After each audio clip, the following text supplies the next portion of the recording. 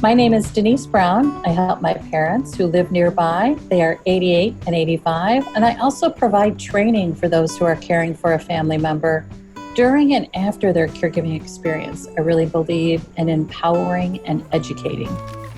I first realized my parents needed help because of a diagnosis. My dad was diagnosed with bladder cancer in 2004, and then my mom had a significant internal bleed in 2015. And recently, I actually have noticed that they need more help because of their declines. And this has been an ongoing balancing act between me offering to help, me respecting their decline of my help at times, but yet knowing when it is okay to push for them to accept more help. It used to be I could check in with an in-person visit every Sunday, and that was enough, along with daily phone calls. But now I know they need more, so I go to visit them 3 or 4 times during the week. I have found that if I'm there on a regular basis and they're used to me helping, it takes out the stigma of them needing help. My mom is very anti-help. She likes to be as independent as possible. For instance, one of her greatest frustrations is that her hand strength has really diminished. She's really struggling with arthritis, which means that she can't write checks anymore. So over the past year, she has tried to limit the amount of checks that she writes.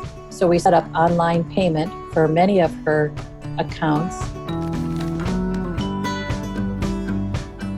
We also have conversations about how they're spending their money. They do sometimes worry about, will they have enough? I think this theme of enough is really the theme of caregiving. They worry about, will they have enough money? I worry about, will they have enough help and support? I worry that, will I be enough for them? The best part about being a family caregiver is the moments that I've spent with my parents. And I will say it's moments of horrible vulnerability, the rawness of emotions. So for instance, when my mom was critically ill, my dad would just sob. He would sob. He was so worried about her. And I think about standing next to him as he was sobbing, just rubbing his back and holding his hands. I mean, you know, it sounds horrible to feel blessed to be a part of that moment, but I think, what if I weren't a part of that moment? What if he were alone, sobbing? I just feel grateful that I've been able to be there.